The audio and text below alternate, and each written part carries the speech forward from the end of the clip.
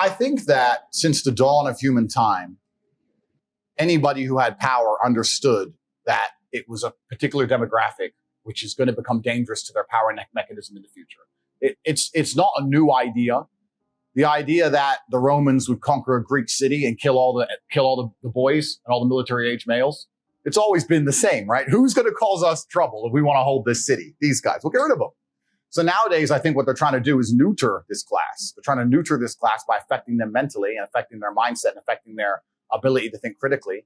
And if you neuter this class, you're far less likely to have a revolution when you do something crazy. Like, I don't know, like, for example, imagine for 2.5 years, you wanted to lock everyone in their houses because of the common cold. Let's imagine you were going to do something tyrannical.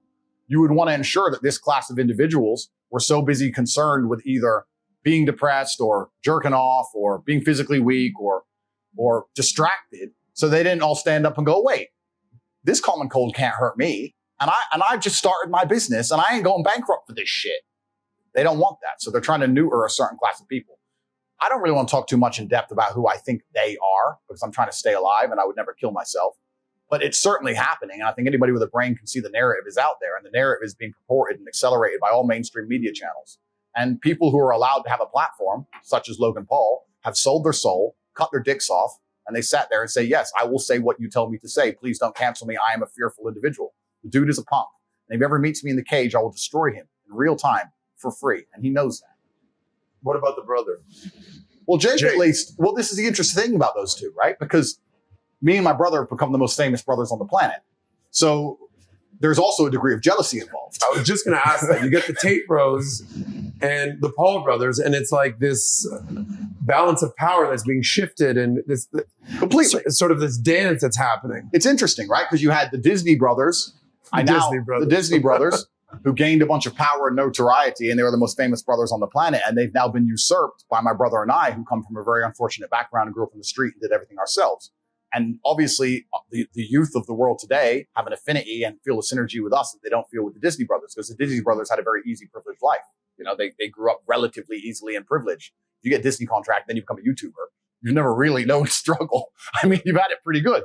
So there's a degree of jealousy involved. Jake at least stood up for free speech.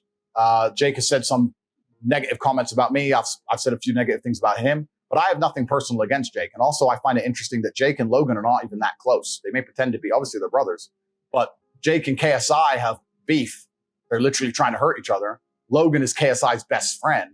When you ask Logan who would he choose between KSI and his brother in a boxing match, he's like, oh, I don't know, man. He can't even choose his own flesh and blood over some fucking dude he met. Their whole relationship is weird. If you insult my brother or you have any kind of problem with my brother, you have a problem with me.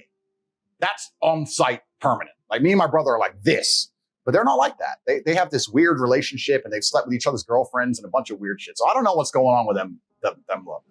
Yeah, KSI did say, thank God Andrew Tate got banned. Go ahead. You were saying something? I mean, we're talking about the Tate brothers. Right. And the Paul brothers, arguably the two most famous set of brothers in the world. Right. But you've got two sons, right? Yeah. Well, similar age difference between these guys. For me, here's what I like. Yeah. I'm a pro-competition guy.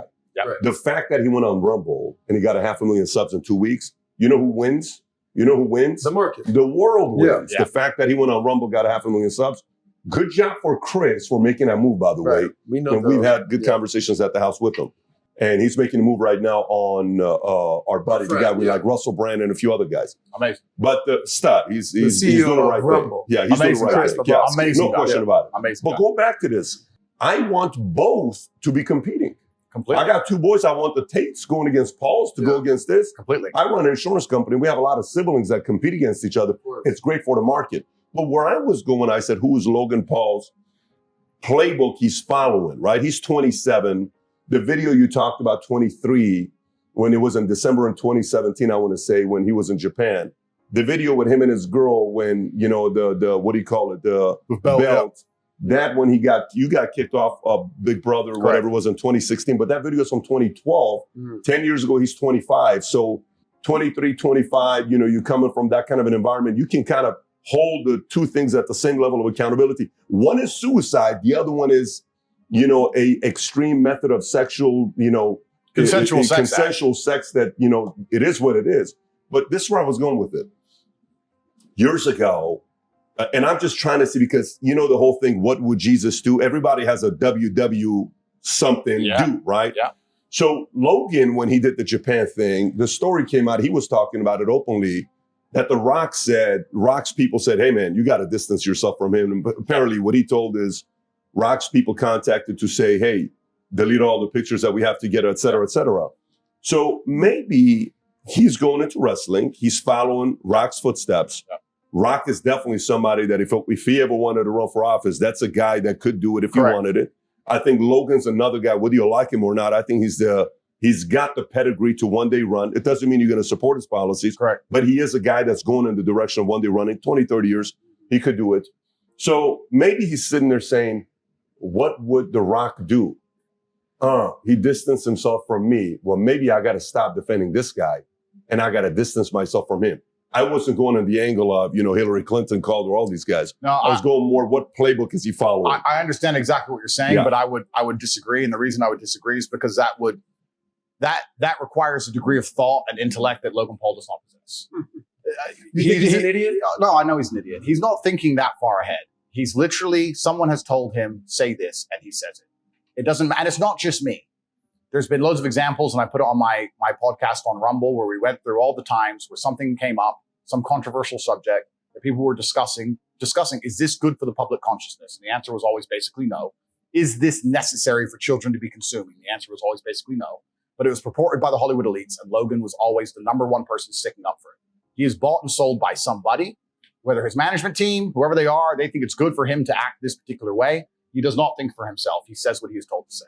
But isn't that Hollywood in general? Completely. Right? The Matrix. Exactly. The Matrix. So we agree. The Matrix. The agents of the Matrix. Some minds are not ready to be freed. And those who are not ready to be freed are going to sit there and they're going to defend the system. What does Morpheus say himself? He's sitting there defending the system. Logan Paul is going to sit and pretend that the world is going to be a better place if you remove all opposing ideas. And he's going to sit there and say that because he's a moron. Anyone with a brain understands that if you care about your children and your children's children, they need to live in a world full of healthy competition, exactly as you said. As soon as you remove all opposing viewpoints or all competition, you end in tyranny. And anyone with a brain will sit and say, if he had any kind of character, he'd say, I completely do not agree with what Tate says. However, deplatforming is wrong because of X. He doesn't have to talk about me or what I've said. He can sit there and say, no, deplatforming is wrong because we need to have opposing viewpoints, opposing ideals. Idea A, idea B, the truth is perhaps in the middle. He has no intellect. You He's can no disagree with somebody. He can't do that. He's not smart enough. Yeah. Tate's bad today. Okay, tell me when he's good again.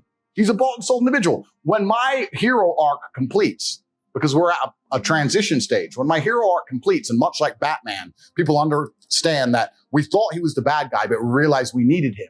And when I come back to save Gotham, and the hero arc completes, you'll see him and his little boyfriend back on Instagram saying, Tate's funny, and swap again, because it's allowed. That's all he is. That's your prediction for him. Not prediction, it's absolute matter of fact. Especially, it also couples in with the fact that he's extremely jealous of my brother and I's success, because my brother and I's success is not based on the same successes that he enjoyed. His success is based on being a clown. That's why he has viewers. He puts on a Pokemon suit and he jumps around like a clown. He doesn't sit there and give ideas or say things that make people think to the point where they genuinely resonate with your mindset. He's not intelligent enough for that. He's a performing clown as opposed to a philosopher. So they're different opposite things, and he knows that, and it upsets him. He can't sit in front of a camera by himself and say words that are going to inspire the crowds of any city in the world to shout your name. If I were to walk through Madrid right now, there would be young people shouting my name, Top G, Top G. That's because of what I say. Mm-hmm. He puts on a Pokemon suit and does a dance. He's an entertainer. He's not a thinker. Did we not just have that conversation yesterday? They're different things. Right. And this is sort of to your credit. We were having this conversation because we knew we'd have this sort of dialogue. And he said, Pat was asking me, Adam, what do you think? I said, you got to understand something about my perspective on Tate is 95% of what I've seen about Tate is camera to the face, him talking and spitting game. Right. When you're talking about the Paul brothers, it's fighting, dancing, all sorts of whatever. Right. I've never seen you in the ring. Yeah. I've seen your accolades, highlights, but I've never seen that. Yeah. So people know your rhetoric. They know what you're saying, and whether they agree or disagree, you're known for what's coming out of your mouth versus they're known for antics. And that's the difference between a fan and a viewer. That's what goes back to your It goes back to the initial point. He has viewers because he's a clown. Clowns can have viewers. That's fine. And you need an algorithm and you need a platform for that. But if you have genuine fans like I do, they ban me. People are like, to this day, where is Tate? And they will go anywhere I am. Anywhere I am, they will come because they don't believe they can find my rhetoric or my ideas somewhere else. If you ban Logan Paul, they can find another moron to jump around in front of a camera for you. They can promote someone else inside of their algo and steal his entire audience inside of a week. He can disappear and they can replace him. He knows that. That's why he says what he's supposed to say. If I stop being the performing clown, the new performing clown comes, the algo favors him, they put him up there, and he does a stupid dance, and he gets all my viewers. I'm a completely different kettle of fish. Different story. That was a great perspective of entertainer versus thinker, right? I mean, when you talk about, let's just say there's a dialogue about Joe Rogan, what are you talking about? So the other day, Joe had this guest on, and you know what this person, and Joe said this, you're having a dialogue with another person. But if you talk about, you know what, the other day, man, Logan did this one video, it's hilarious. So that's where he's going is one is creating dialogue, the other one is creating entertainment. I can see that. And by the way, you know, one thing, the day you got banned, we wrote up a story and we posted it on Twitter. And I said, so this guy's a threat to society, the way they're presenting it, right? Tate is a threat to society. Question mark. And I'm gonna read all the things that you said because I want the audience to hear it. Some of it is uncomfortable probably for you to hear. Absolutely. But I'm going to read it because I want the audience that maybe hasn't heard all of it see it.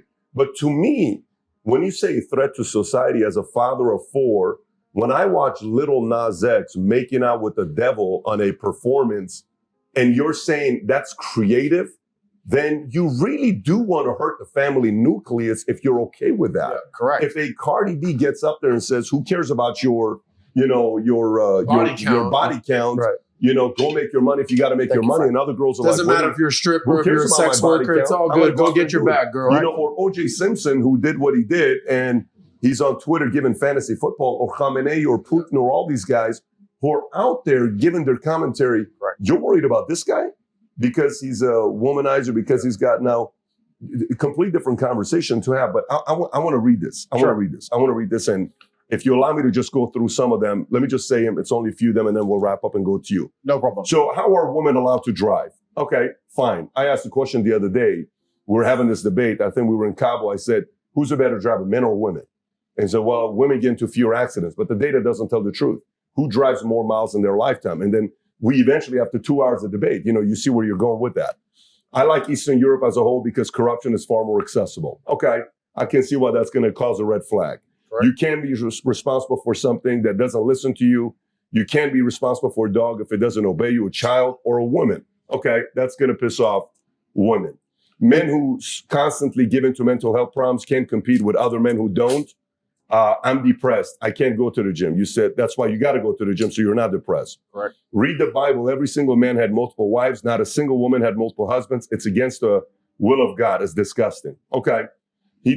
Sexual harassment is a disgusting and inexcusable. However, man looking at you or whistling at you or asking your name isn't harassment. Women have been exchanging sex for opportunity for a long time. Some did this, weren't abused. If you put yourself in a position to be raped, you must bear some responsibility. That's going to piss a lot of people off when you say that. Completely. I understand. And I would actually, if we have time, I would like to explain all of these. When I'm done, you can rebuttal on every one. Because I mean every single one of them. If you want to reach me, I'm on Minict. Minict is a new app. It's fantastic. It allows me to interact directly with people. I get a lot of messages on email, a lot of DMs and those kind of things. But the people who are serious, who want to have serious conversations and grow from them, whether it's a business opportunity or personal experience, etc., I'm on Minict, and I can't wait to interact with the serious individuals of the world. So I would like to. Fantastic. Good. Why would you be with a woman who's not a virgin anyway? She's a used good secondhand. Correct. I mean, that's 99.9%. Read the Bible. Every single man had multiple wives. Not a single woman had multiple husbands. Yep. It's against the will of God. It's disgusting. Okay. Yep. It's easier to get off on rape charges in Romania. Okay. That was taken out completely. Of course it was. You went a little bit deeper, but again, you can give your position. Yep. Anyways, there's a bunch of other things that I can go on, that I can go through. So I read those comments. And here's what I'll say when I read those comments. I have 2 sons. I have 2 daughters. When I post stuff about you and they'll say, how dare you, who's a father married with 4 kids, you know, would you want a girl, your daughter, to go through this? And I said, first of all, I get judged on how I raised my kids for 18 years. Yep. your brother now has a daughter, so you got a niece. So your emotional attachment of your fear, paranoia for having, if somebody touches that girl, I know your wiring is, you guys are going to be in a completely different place. Absolutely. And God's got a funny way of giving daughters to men that, you know what I'm saying? So, It's true. or nieces. It's true. But when you hear these things and people say, well, dude, that's just not cool. You can't say that. We're about this. We're about that. We're about this. What do you say to the people who hear this stuff and they say, dude, this guy's out of his mind? I will tell them. I will say that they are a product of the modern world where sensationalism gets clicks, where nobody has an attention span, and where they've taken long format content, completely removed all context, and they're now watching something they don't completely understand, along with groupthink, along with group psychosis, along with the idea that it's cool to hate Andrew Tate. They are now saying that I'm the worst man in the world. I can explain each and every one of these sentences, and with explanation, people will understand that I'm not some evil